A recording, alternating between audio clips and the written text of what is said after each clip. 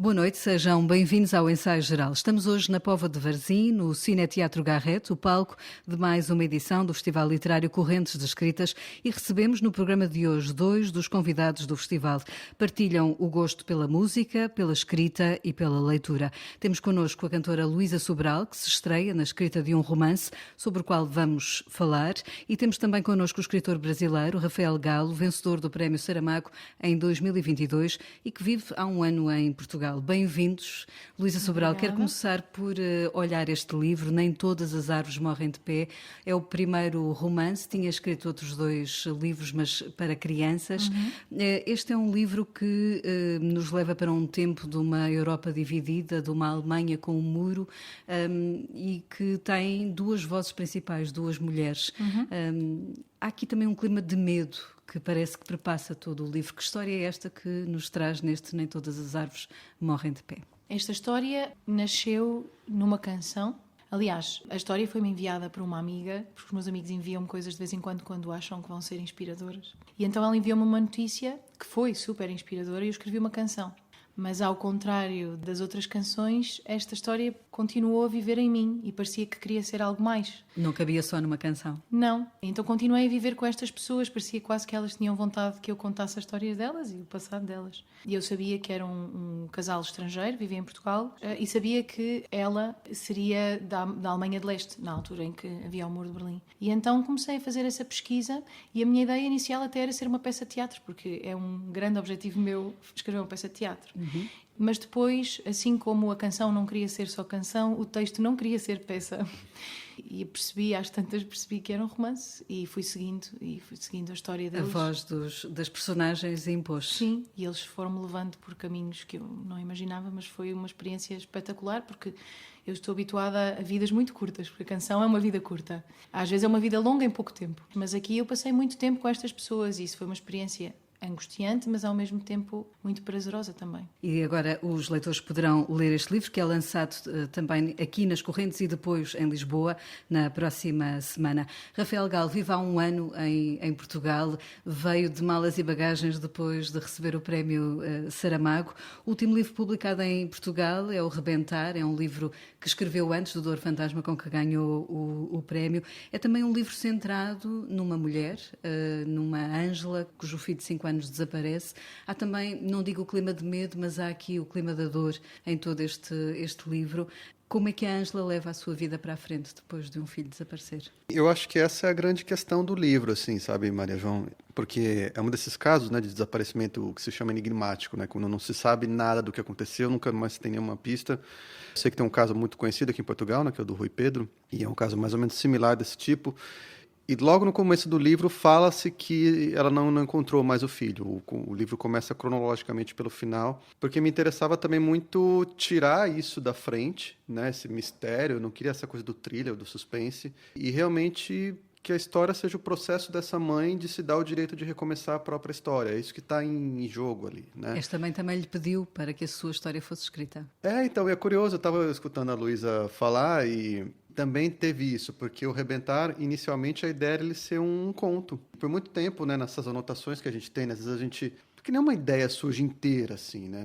A mente humana, principalmente um romance, uma narrativa longa, é absolutamente incapaz de falar assim, olha, tive uma ideia para um romance e você pensar e vislumbrar o romance inteiro, né? Mesmo um conto, mesmo uma canção, né? Às vezes a gente, não sei, uma canção você pode talvez escrever a primeira estrofe e ficar por anos até conseguir chegar à segunda parte dela, né? E a gente fica ali com aquela ideia, eu costumo chamar de adega, você fala, coloca a ideia na adega e deixa ela fermentar ali um pouco, né? Como se fosse um vinho, assim, numa barrica. E o Rebentar, por muito tempo, a ideia era um conto. Apareceu uma ideia, apareceu um título, apareceu algumas coisas, eu anotava, e começou a chegar um ponto em que eu percebi, falei, poxa, mas eu tô falando de uma história de uma mãe que ficou sem o filho por 30 anos, ficou à espera de reencontrar esse filho, faz a manutenção da casa, arruma o quarto dele, deixa o quarto como estava, por 30 anos, e agora vai recomeçar a vida, quer dizer, quase um filicídio emocional, de uma certa forma, né?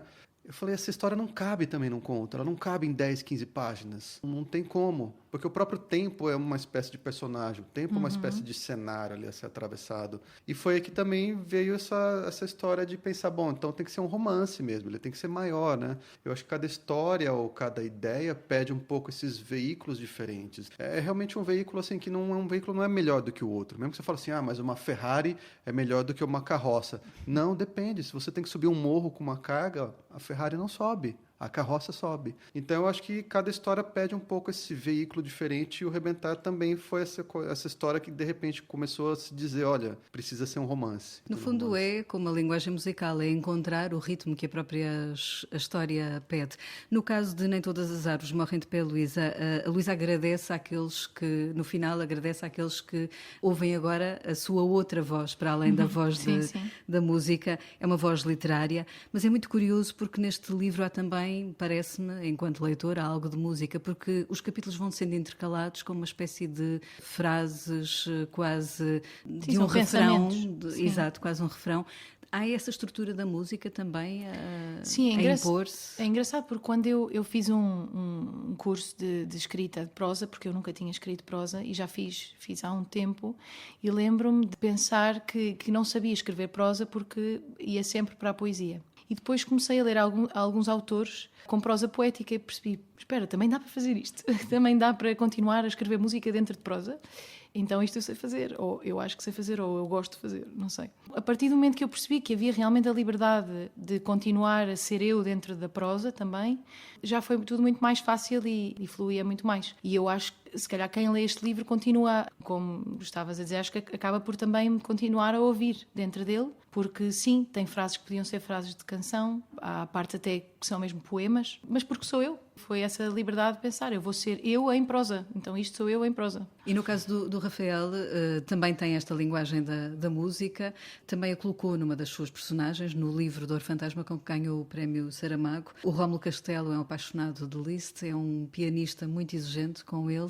O ter essa formação musical também interfere na arte da escrita? Sim, sim. E eu gostei muito disso que a Luísa falou, de que isto sou eu em prosa, né? Porque eu acho que a música, para mim, ela foi muito forte, principalmente na época da adolescência, né? Em que eu quis ter uma banda, eu queria ser um artista da música nessa época, né? Cheguei a tentar um pouco, mas não consegui ir adiante. Mas eu acho que tem uma formação ali, mais do que educacional, também educacional, claro, pelo tanto que a gente aprende com música. A música é uma linguagem também, né? Com sua própria sintaxe e tudo. E teve, acho que, uma forma de formação mental mesmo, né? Então, eu também penso muito em quase como um cancionista quando eu escrevo. Então, por isso eu acho que também tem muito isso que a Luísa falou, de buscar quase que instintivamente retorno, certos temas, certos motivos, certos refrãos, assim, que voltam no texto, em forma de frases que se repetem, imagens que se repetem, porque na literatura você tende a seguir sempre adiante. Quando a gente compõe uma canção, você tende a voltar, você tende a ser circular. Sim, há quase motivos, não é? São Exato. motivos que são repetidos e muitas vezes com alguma parte diferente. Exato. Isso é que são os motivos musicais. Eu acho que, se calhar, por estarmos habituados a isso, acabamos por usar isso. O John Fosse, por exemplo, também é um exemplo disso. É um escritor que repete, e ele também tem background na música. Então, acho que isso acaba por ficar em nós. Eu acho que é um pensamento natural. Por exemplo, se você vai compor uma canção e você está com o violão ali, você terminou uma estrofe e você faz um refrão, o seu instinto natural fala assim, bom, agora eu volto para a estrofe. Né? Você não vai lá, agora eu vou fazer uma terceira coisa, uma quarta, mas eu vou sempre para frente. Né? Uma canção que vai sempre adiante seria estranha, né? Você tende, agora eu volto no refrão, eu volto na melodia inicial.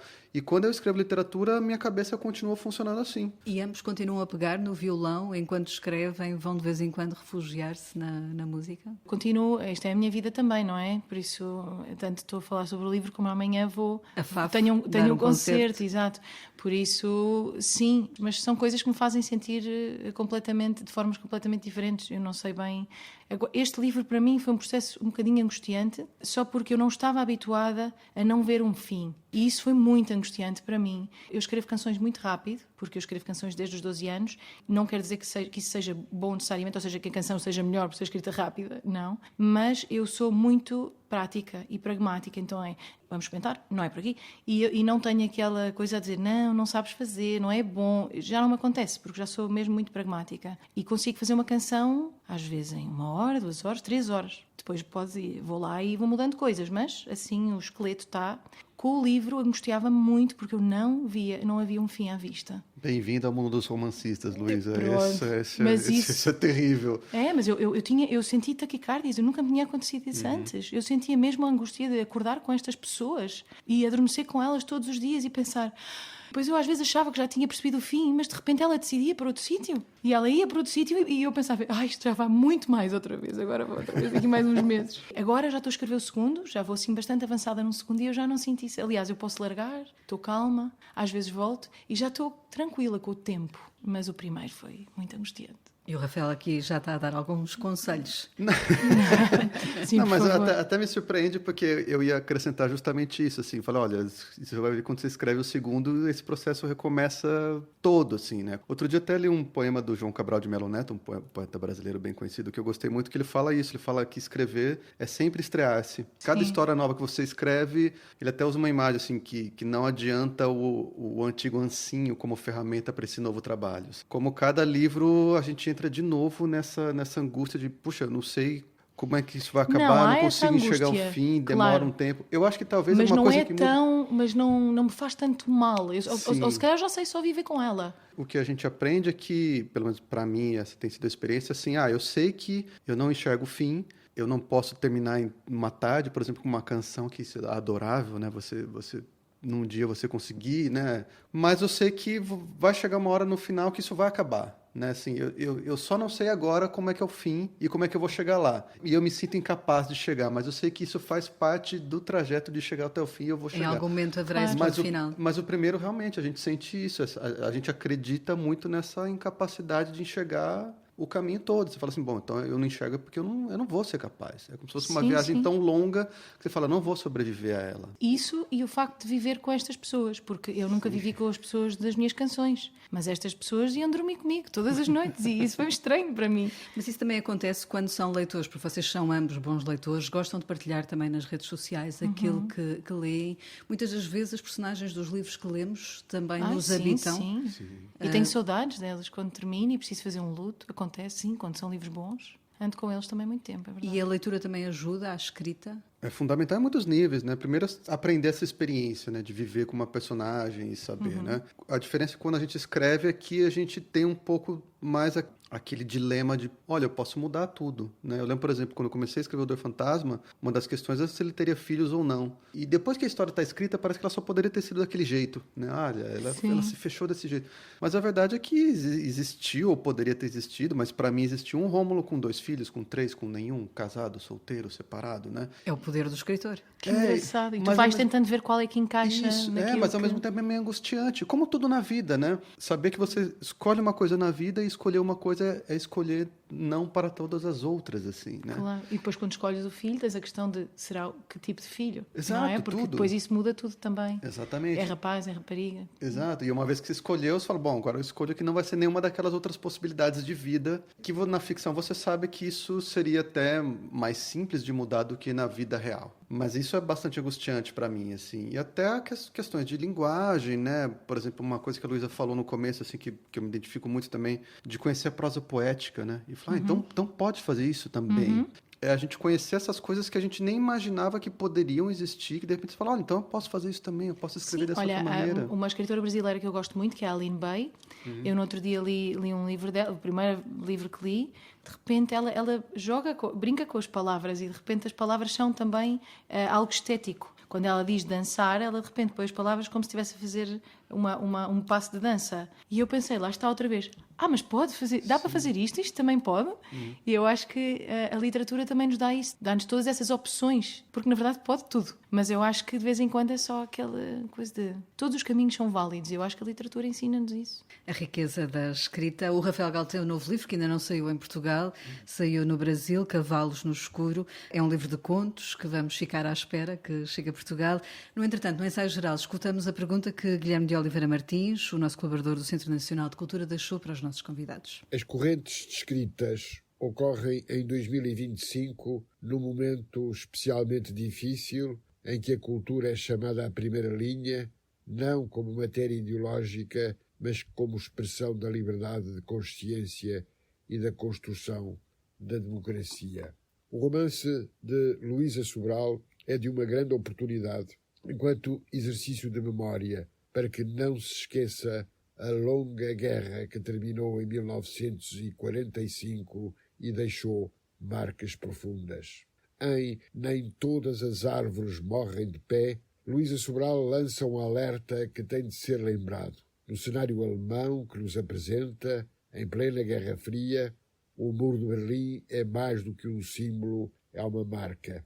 E a minha pergunta, depois de ler o seu belo romance com uma grande originalidade na estrutura e na representação, é a seguinte: em que medida poderemos superar a realidade distorcida, herdada, e o testemunho chocante que nos afeta hoje, compreendendo que urge distinguir uma lógica de separação e de distância e a exigência de uma solidariedade livre?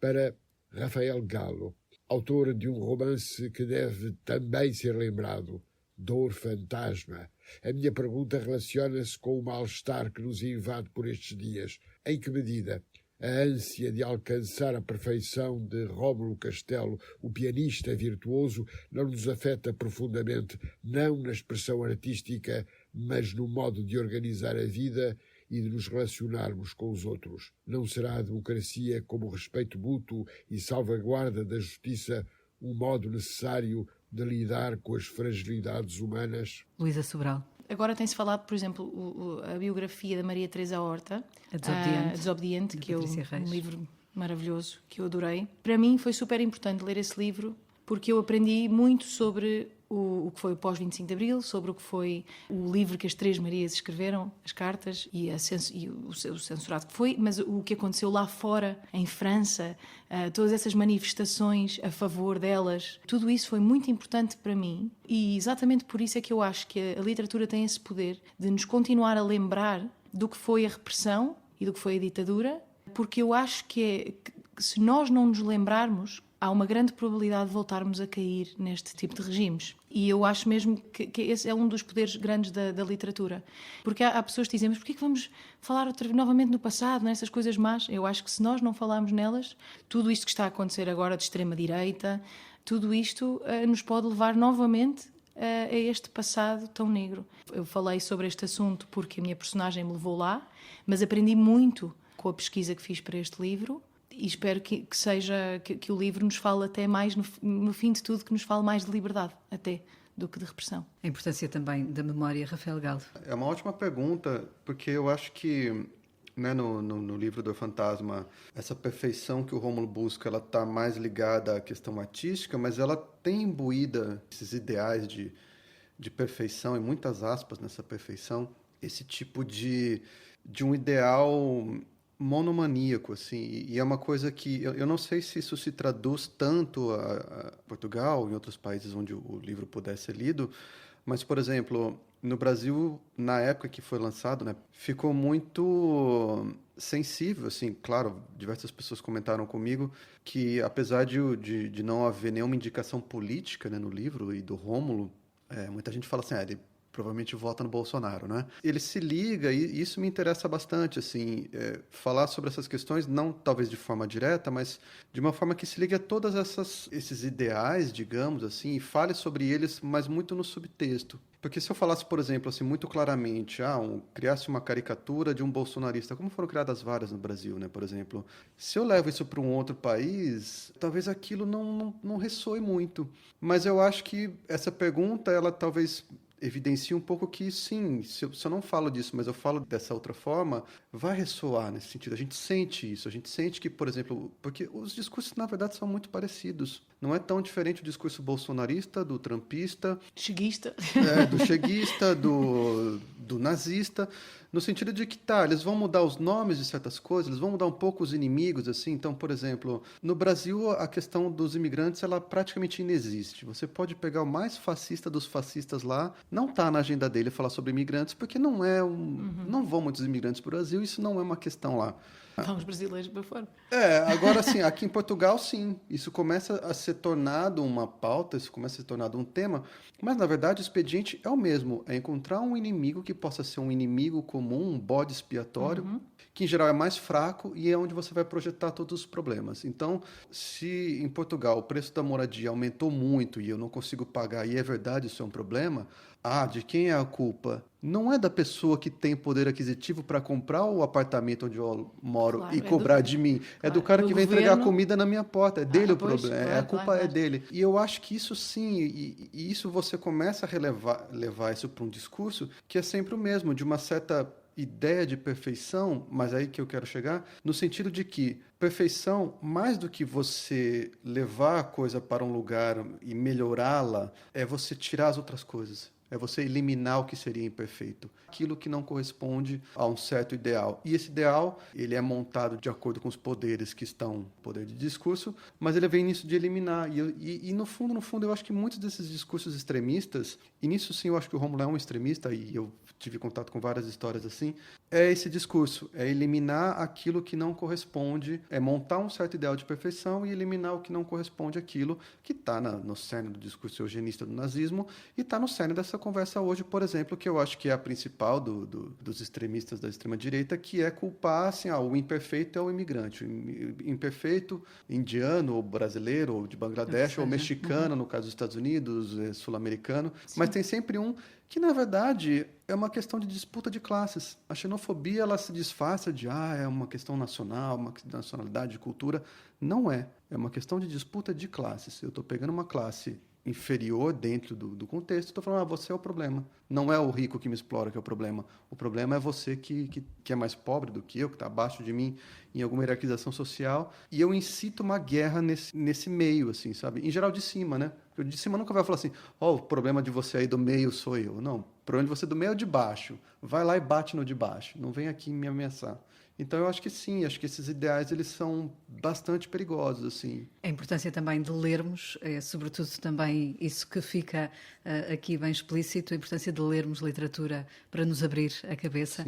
Agradeço a Rafael Galo e a Luísa Sobral terem estado neste ensaio geral. Agradeço também à organização das Correntes de Escrita ter-nos cedido este estúdio improvisado no Cineteatro. A assistência técnica foi de José Luís Moreira. Voltamos de hoje a 8 dias. Boa noite e bom fim de semana.